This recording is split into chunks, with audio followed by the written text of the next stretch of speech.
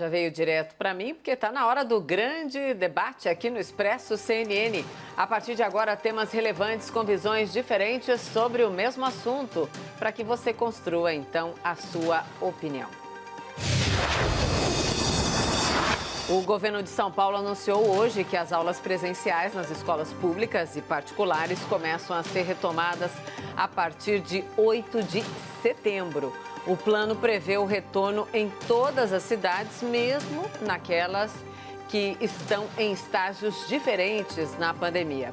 O tema de hoje é: o governo demorou demais para retomar as aulas? Os nossos debatedores são Augusto de Arruda Botelho, advogado especialista em direito penal. Boa noite, Augusto. Boa noite, Mona Lisa. Boa noite, Caio. E Caio Coppola, bacharel em direito e comentarista político. Boa noite, Caio. Boa noite, Mona Lisa. Boa noite, doutor Augusto. Boa noite, ao espectador da CNN.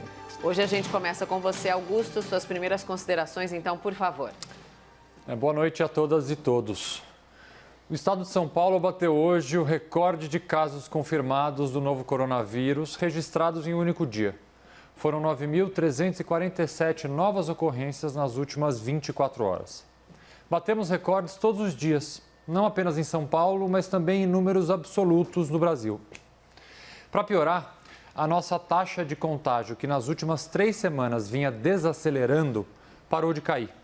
E essa taxa é um dos principais índices utilizados por todos os lugares do mundo para aferir o progresso da pandemia. Apesar ainda dos números crescentes, o estado de São Paulo fez uma opção. Opção já criticada aqui por mim, mas que hoje mostra-se cada vez mais clara. Vamos abrir tudo gradualmente e vamos flexibilizar o isolamento enquanto estivermos com a taxa de ocupação dos leitos de UTI sob controle. É uma estratégia, é uma opção, ainda que eu possa discordar dela, mas é uma razão de decidir cada vez mais clara para mim e extremamente arriscada. Ao ceder à pressão de determinados ramos da economia, São Paulo e outros estados do Brasil vão reabrindo e fazendo opções muitas vezes injustificadas, como, por exemplo, abrir shopping centers e manter grandes áreas verdes e parques públicos fechados. A pergunta de hoje, diante do plano apresentado para o retorno das aulas no dia 8 de setembro, é se o governo do estado de São Paulo teria demorado demais para tomar essa atitude. Eu não faço a menor ideia. E tenho receio que o próprio governo não faça. Sem testes, sem monitoramento de infectados e com cada vez mais dados imprecisos e sendo suprimidos, como é possível fazer uma previsão minimamente segura que consiga dizer qual será a situação do Brasil ou do estado de São Paulo daqui a mais de 60 dias? É praticamente impossível. Portanto, o primeiro ponto que precisa ser dito é por que no dia 24 de junho, vulgo hoje, o governo do estado apresenta um plano de volta às aulas que só vai acontecer no dia 8 de setembro. É para mostrar que já está se antecipando ao problema? É para mostrar competência, que está se preparando? Ou é para acalmar pais e mães que já sofrem e sofrem muito, tanto por questões psicológicas, emocionais e de logística com a falta de aula para os seus filhos? Seria a divulgação desse plano uma forma de trazer esperança, um norte, uma estimativa na cabeça das pessoas? Ou será que, na verdade, a intenção é diminuir a pressão de instituições de ensino que também sofrem? Sofrem financeiramente, sofrem com as dificuldades para as necessárias adequações ao mundo virtual, somadas às evidentes limitações no serviço público de educação. Qual é a razão de se apresentar às escuras? Porque a verdade é essa. Estamos navegando às escuras há muito tempo. Portanto, qual a razão de apresentar um plano de tão longo prazo? Ou será um acerto se antecipar tanto? Sinceramente, eu não tenho resposta. Atualmente, nós nivelamos o erro. No combate à pandemia, ninguém vai bem. O governo federal nunca foi. E agora, só para não perder o costume, e tendo por várias vezes redefinido a palavra absurdo, o presidente da República acionou a Advocacia Geral da União para garantir o quê? Seu direito de não usar máscara. Eu diria que isso parece mentira, parece piada, mas não tem a menor graça. O fato é que governadores e prefeitos que foram na contramão da negação da ciência e foram muito mais responsáveis e competentes do que o governo federal, hoje também erram. E é fácil perceber isso com as novas medidas de restrição sendo adotadas em várias cidades do Brasil inteiro que reabriram a economia cedo demais. Parece que eu só reclamo, mas assim, vários casos no estado de São Paulo, de Santa Catarina, no interior aqui de São Paulo, outros estados, de cidades que, pressionadas por uma opinião pública negacionista e por setores do comércio, abriram shoppings, comércio de rua, restaurantes e bares cedo demais. E viram, como evidentemente aconteceria, um aumento exponencial no número de contaminados. Tiveram eles que fazer aquilo que todos os especialistas dizem que é o pior, a retomada em W da economia. Abre, fecha, abre, fecha, abre, fecha. Voltando ao tema do retorno das aulas, o plano apresentado pelo governo de São Paulo, mais uma vez, é bastante detalhado, faseado, gradual. Tem uma série de pré-requisitos para ser implementado e caso as aulas de fato consigam recomeçar no dia 8 de setembro, porque a verdade é que eu não tenho segurança nenhuma para dizer que isso vai acontecer, uma série de protocolos, alguns deles que eu pretendo tratar aqui hoje e que são completamente impossíveis de serem aplicados no ambiente escolar, mas sim, a possível retomada das aulas vai seguir uma série de protocolos. Durante essa pandemia, eu já passei por diversos estágios, assim, por assim dizer. Revolta, depressão, medo, incerteza. Diante dos números, diante de vários países no mundo com a notícia de uma segunda onda de contágio, a minha sensação agora, acredito que seja um misto de todos os sentimentos que eu tive ao longo desses meses. Eu gostaria de terminar com alguma palavra de conforto, de otimismo, de esperança, mas infelizmente, neste momento, eu não tenho nenhuma delas para dar. Sinceramente, eu acionei o modo seja o que Deus quiser.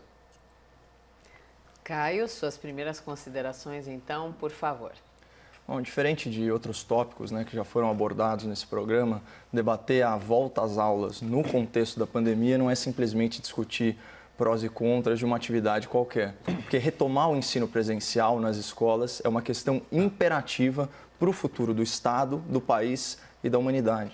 Por meio de decretos muito autoritários, com pouco embasamento científico, o governador confinou nossa população saudável e impôs o empobrecimento compulsório a milhões de trabalhadores.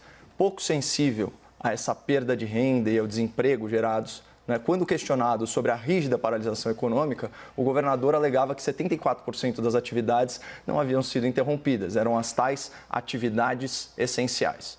E o que é essencial, por definição? Aquilo que é necessário, aquilo que é indispensável. A gente está falando do quê? De saúde, de infraestrutura, segurança, atividades financeiras, indústria, agricultura, comércio de alimentos, transporte. Aliás, falando em transporte, no auge da quarentena, só nos trens e metrôs aqui da região metropolitana de São Paulo circulavam 1.700.000 passageiros por dia.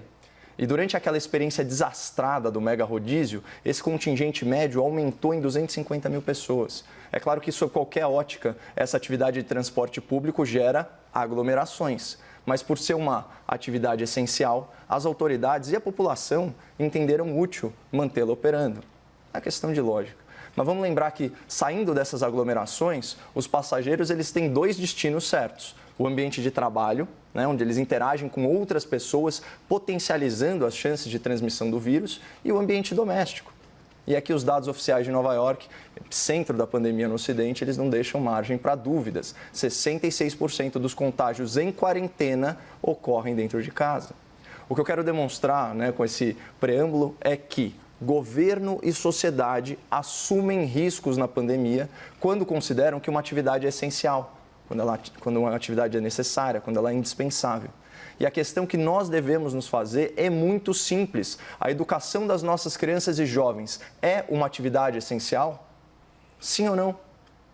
E mais, interromper as aulas pode causar prejuízos irreversíveis para o aprendizado e para o desenvolvimento intelectual, social e emocional dos nossos estudantes? Esse é o ponto. Então, eu trago aqui para o espectador trechos de um artigo publicado no site oficial das Nações Unidas, a ONU, assinado por diretores do primeiro escalão da Unicef, da Unesco e do Banco Mundial. Abre aspas. Quanto mais tempo durar a interrupção da educação escolar, maior será a perda de aprendizado. Assim, quanto mais cedo as escolas puderem reabrir, menores serão os riscos de ocorrerem danos de longo prazo nas jornadas de aprendizagem e no bem-estar de milhões de crianças. Então, aqui há o reconhecimento categórico, peremptório, de que o ensino presencial é indispensável para uma boa formação na educação básica. O documento segue. Preocupa-nos o fato de que o fechamento prolongado das escolas exacerbe as desigualdades, aprofunde a crise de aprendizagem e expõe as crianças mais vulneráveis a um maior risco de exploração. Então, esse trecho escancara quem serão as grandes vítimas do hashtag Estude em Casa. São crianças de baixa renda, né, que no curto prazo vão sofrer com violência doméstica e assédio do crime organizado, no médio prazo vão ter déficit de aprendizado e no longo prazo vão agravar as estatísticas da desigualdade socioeconômica. Finalmente, eu queria destacar uma última passagem desse artigo. Aspas. Devido a outras crises, nós sabemos que quanto mais tempo as crianças vulneráveis estiverem fora da escola, menor será a probabilidade delas voltarem a frequentá-la. Isso é gravíssimo. Qual que é o nome que se dá a esse fantasma do ensino público? Evasão escolar. E o artigo nos mostra que esse é um problema de natureza inercial, né? Lembrando aí da primeira lei de Newton. Ou seja, o aluno que frequenta as aulas tende a continuar estudando. E o aluno vulnerável que para de ir à escola, ele tende a não voltar nunca mais. Né? Outra grande agência humanitária, também ligada aí às Nações Unidas, a World Food Program, ou Programa Alimentar Mundial, estima que 370 milhões de crianças ao redor do globo não estão recebendo refeições devido à interrupção das aulas e ao fechamento de creches. E essa realidade é ainda mais evidente, ainda mais pronunciada em países em desenvolvimento, como é o caso do Brasil. Fora que o ambiente escolar, além de proporcionar alimentação, conhecimento e interação social, ele também funciona como custodiante, como guarda das crianças, enquanto os pais trabalham. Então, de que adianta flexibilizar a quarentena e retomar a economia sem garantir que as mães, que os pais possam deixar seus filhos em um ambiente saudável, um ambiente lúdico e seguro? Então, ao manter creches e escolas fechadas até setembro, com base em achismo, esse governo está, na prática, decretando o desemprego de centenas de milhares de pais e mães por pelo menos mais 2 meses e meio. Então, ao longo do debate, eu pretendo reforçar como essa medida anunciada pelo governo de São Paulo peca em termos de ciência, de lógica e principalmente, mas assim, principalmente, de sensibilidade. Já passou da hora da gente tratar a educação, especialmente a educação dos mais pobres, dos mais vulneráveis, como uma atividade essencial, de interesse público prioritário e indispensável para um futuro melhor e mais digno para os brasileiros. Vamos então ao debate? Caio e Augusto, por favor. Caio, eu concordo tanto com a tua fala sobre educação que o trecho que você leu do relatório feito pela ONU, Unicef, Unesco e Banco Mundial, eu trouxe aqui na minha anotaçãozinha para falar o mesmo trecho. Não vou repetir para não cansar o espectador, mas eu concordo da importância da educação presencial e o quanto as crianças fora da escola, o prejuízo não só do ponto de vista educacional e pedagógico, mas sim do ponto de vista de alimentação, de segurança e também, obviamente, a partir do momento que você reabre setores da economia, uma questão de logística. Por isso que eu usei essa palavra na minha fala inicial. A reabertura das escolas é um marco no fim de um isolamento, porque permite que pais também voltem a trabalhar. Essa é uma situação evidente. Como estão pais e mães que, de certa forma, têm que voltar a trabalhar agora e não tem com quem deixar seus filhos? Esse é um problema, volto a dizer, inclusive de logística. Então, a necessária retomada das aulas, ela está num horizonte, está no norte. A minha preocupação é que eu não vejo, e aí concordando com você, eu não vejo um posicionamento minimamente científico, por mais que, volto a dizer, o plano apresentado, ele é bonito de se ver, ele é faseado, ele é cheio de cores, ele é cheio de datas, fase 1, 3, 4, 5, 6, mas me preocupa muito fazer esse plano e adotar esse plano quando nós ainda temos uma curva ascendente de contágio e recordes sendo batidos todos os dias. Volto a trazer ao espectador um problema bastante sensível, que é a relação social da educação, das crianças e o quanto para famílias brasileiras ter crianças em casa, muitas delas ociosas em razão de déficits que o serviço público de educação tem nessa inserção virtual, porque é verdade.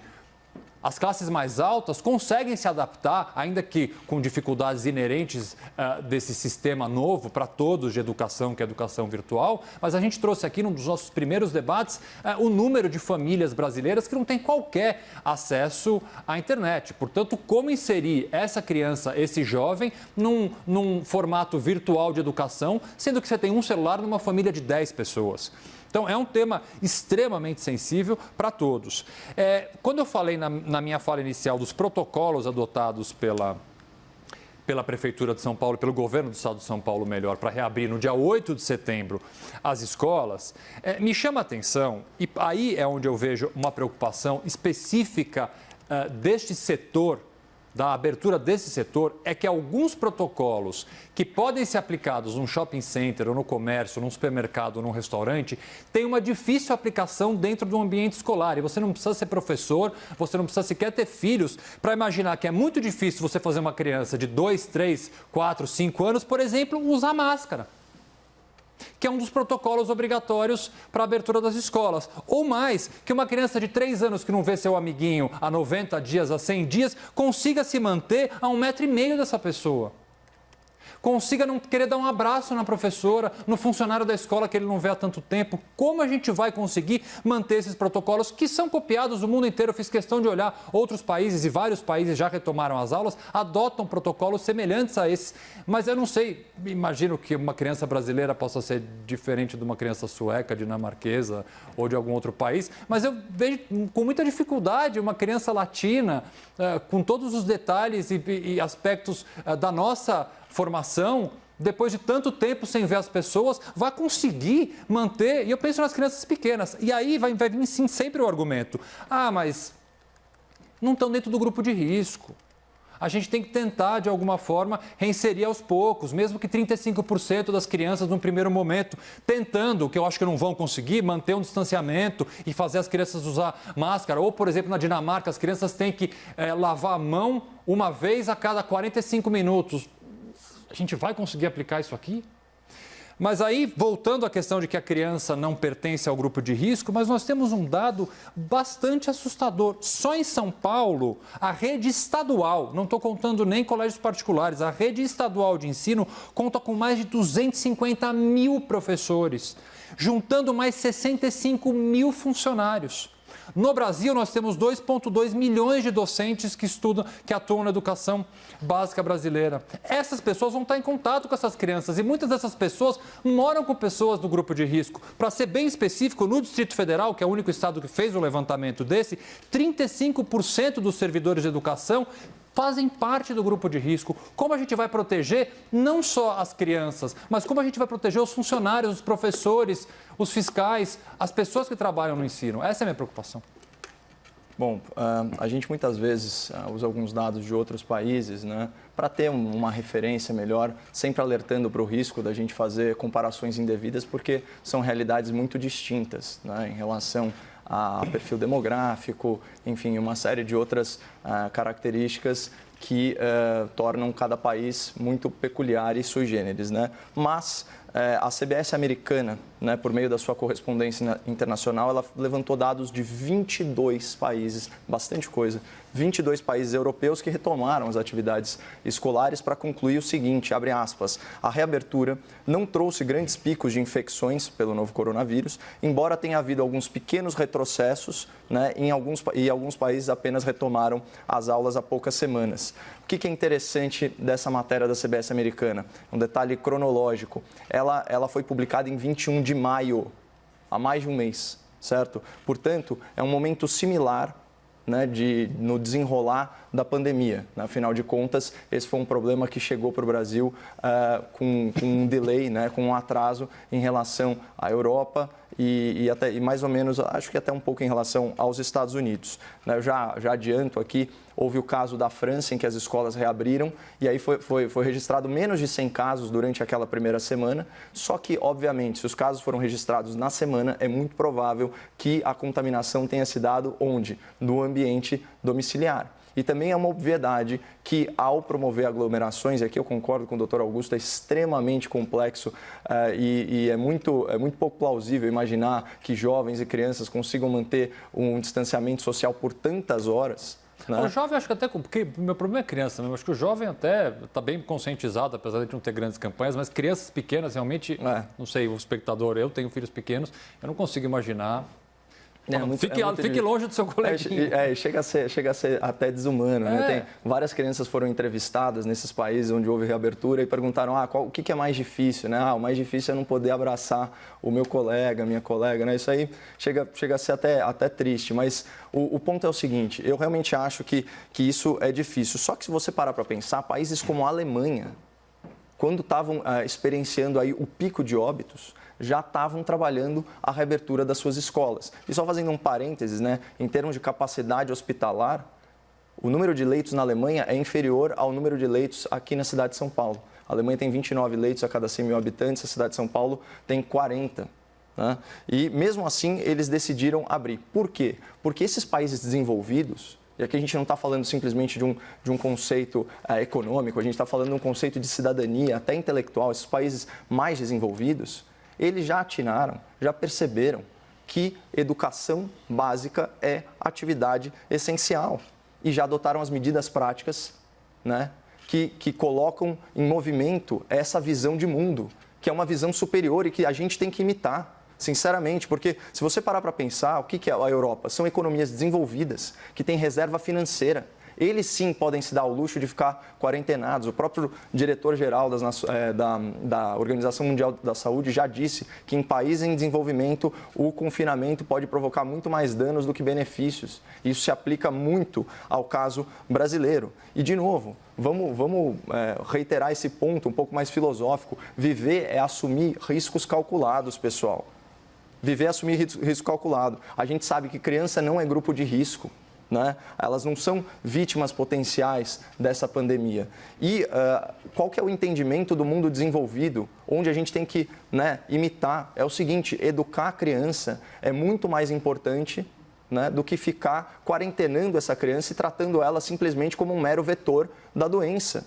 Né? Até porque eu concordo com o teu argumento, Augusto, em relação aos grupos de risco. Bom, eu sempre defendi uma visão mais vertical do isolamento, focada em grupos de risco. Quem é idoso, obviamente, não pode participar do ambiente escolar, certo? Quem mora com idosos, deve ser facultado essa pessoa não mandar os seus filhos para participarem disso. Agora, o que não faz sentido é penalizar a coletividade por situações de exceção. E, de novo, o indivíduo é o maior interessado, né, em manter a sua própria saúde, né, e no caso, falando dos pais como guardas, né, legais dos filhos, o indivíduo é o maior interessado em manter a sua própria saúde e das pessoas que ele ama. Então, vamos deixar para o indivíduo a decisão de frequentar ou não o ambiente escolar, mas do jeito que está, a gente está penalizando uma geração inteira, né, está privando eles de um direito fundamental, que é o direito à educação. Né? Acho que é ponto pacífico que o comparecimento à escola é fundamental para uma jornada saudável de aprendizagem. E a gente está nessa situação agora em que a gente tem atividades aí econômicas muito supérfluas sendo liberadas, mas as escolas não. E aí com o ônus ainda, né, do povo trabalhador que precisa deixar os filhos num ambiente seguro, num ambiente de aprendizado, e não pode fazer isso e praticamente fica um desemprego imposto à força aí pela ordem de flexibilização da economia, que, como você bem disse, é muito bonitinha, né? Tem fases, cores, esse tipo de coisa, mas que, em última análise, está prejudicando muito o povo paulista. Agora, vamos para o segundo tema? Sim, pode ser. Debatedores, então, vamos lá. Hoje, o prefeito de São Paulo, Bruno Covas, disse que a cidade de São Paulo deve reabrir bares e restaurantes na próxima segunda-feira. Barbearias e salões de beleza também devem reabrir. O segundo tema é abrir bares e restaurantes antes das escolas. É uma decisão correta? Vamos lá, então, agora começando com você, Augusto, por favor. Curioso. Gente, os programas são todos gravados, eu não vou aqui ser hipócrita. A minha posição é absolutamente conhecida. Eu acho que várias cidades do Brasil adotaram uma postura errada. A gente devia ter copiado várias outras cidades do mundo que fizeram o quê? O lockdown, fizeram um confinamento total. Eu fui um defensor, em vários debates aqui eu já tratei desse tema. Eu acho que nós devíamos ter feito um confinamento muito maior no início, que muito provavelmente já nos deixaria numa situação bem melhor do que já estamos. Foi uma opção. E aqui quem está falando é o advogado criminalista. Eu tenho que respeitar a opção do governo do estado de São Paulo e outros governantes que tem lá médicos, sanitaristas, biólogos, infectologistas, etc. Pessoas muito mais capacitadas do que eu, mas aí nem por isso eu, estudando o tema como estudei, não posso deixar de ter uma opinião. Eu acho que as medidas mais acertadas deveriam ser medidas mais restritivas no começo para conseguir deixar a gente numa situação melhor. Não foi feito isso já está no passado, não temos como voltar. O governo do estado de São Paulo fez essa opção de um isolamento meio que a brasileira, né? Contando aí com o número de leitos de UTI, fez um investimento que deu certo. Hoje eu vi os números são bastante satisfatórios, para usar essa palavra, temos aí 60 e pouco por cento dos leitos ocupados, ou seja, a situação do sistema de saúde é confortável e, portanto, a gente vai abrindo a economia. Eu preferia que não tivesse feito da forma como foi feito, mas agora vamos partir, também tem que ser aqui, sem hipocrisia. Me parece que a abertura da economia no estado de São Paulo, ela está sendo muito mais focada e as decisões são tomadas muito mais em razão da pressão de determinados ramos da economia do que propriamente decisões científicas. Então eu acho injusto. Bom, se há uma pressão do ramo de shopping center ou de concessionárias de veículo, aqui eu estou só fazendo, na verdade, nem suposições, estou usando exemplos. Mas se há pressão de determinados ramos da economia que conseguem fazer com que o governo apresente razões científicas peronomútil para abrir esses ramos e outros que se mantêm fechados, que poderiam adotar protocolos semelhantes, a gente tem que ter um mínimo de isonomia. Não estou aqui advogando e não estou aqui defendendo a abertura de bares, restaurantes, salões de beleza, ou coisa que o valha. Por mim, a gente não teria ainda nada em abertura, só se a gente tivesse o quê? Uma curva decrescente. Porque fazendo o que nós estamos fazendo aqui em São Paulo, a gente vai se igualar aos únicos países do mundo que fizeram isso, que é México e Índia, que é abrir a economia com uma curva ainda em ascensão no número de contágios. Se a gente parte dessa premissa e vamos sustentar essa premissa, a gente tem que começar a reabrir realmente os ramos que conseguem apresentar um protocolo mínimo. Caio? Olha, doutor, vai me chatear muito se você não aceitar meu convite para a gente tomar uma cerveja finalmente depois do programa na semana que vem. Mas até porque a gente vai ter amparo legal para fazer isso. Mas independente disso, a gente já pode definir aqui que o prefeito considera que o bar é uma atividade mais essencial que as escolas, né? Então a gente já pode cravar essa. E também no segundo momento, também a gente não pode, só porque as escolas não estão abertas, isso não torna errada essa medida de abrir bares e restaurantes. Aqui, já falando muito sério, eu acredito que essa seja uma medida acertada sim, especialmente porque deve seguir aí a uma série de protocolos de distanciamento social e, mais importante de tudo, ela é baseada o quê? Em escolhas individuais, né? Numa região em que o sistema de saúde não está saturado, não está sobrecarregado, certo? Então, de novo, aqui o indivíduo como maior responsável pela própria saúde e pela saúde daqueles que ama, aqueles com os quais reside, né? Que pessoa de grupo de risco que vai se aventurar num bar ou num restaurante? Isso seria de uma irresponsabilidade tremenda, isso não vai acontecer. Aliás, as pessoas que não concordam com essa flexibilização, elas que não frequentem esses estabelecimentos, né? Pessoas fora do grupo de risco, pessoas que já contraíram a doença e que provavelmente, possivelmente, já estejam imunizadas, né? Enfim, pessoas que têm essa necessidade emocional de se reunir com outras pessoas e tal, elas têm direito de frequentarem esses lugares, até porque, de novo, a gente vive numa metrópole em que pelo menos 10% da população utiliza o sistema público de transporte todos os dias, em que o isolamento social nunca foi respeitado por mais de metade das pessoas. Essa quarentena é para inglês ver, ela é o pior dos mundos. Ela penaliza as pessoas economicamente e ela não garante, né, um freio realmente efetivo no contágio, né? Então, eu acho que é uma medida acertada, a ordem dos fatores é equivocada. Como eu já disse, eu acho que escola é uma atividade infinitamente mais essencial que bares e restaurantes, inclusive o público atendido pelas escolas, né, tem uma chance muito menor de desenvolver aí os sintomas danosos da doença e que podem, inclusive, evoluir para óbito. Vamos, então, para os argumentos finais. Sobrou pouco tempo, 30 segundos para cada um. Começamos, enquanto o Caio, então, toma água? Ou ser. Você quer começar, Caio? Eu falo rapidinho. Não, então, assim, governadores fizeram uma opção. Governadores do estado de São Paulo, Santa Catarina, Rio de Janeiro fizeram uma opção. Vamos reabrir aos poucos a economia, temos leitos suficientes, é uma opção que eu acho arriscada, uma opção diferente de outros países, mas eles têm aí especialistas dando suporte a essa opção e essa estratégia, essa forma de agir. O que me cabe aqui é torcer realmente, mais uma vez, para que nós não tenhamos uma nova onda e um número de contágio muito grande e que a economia possa, de alguma forma, começar a reviver, a reacender. Só me resta aqui torcer para dar certo. Caio? Uma breve palavra aí sobre o primeiro tema, especialmente a questão da evasão escolar na população estudantil mais vulnerável. Né? A gente sabe que em comunidades, principalmente, né, as famílias mais pobres, elas não conseguem participar de um isolamento social efetivo.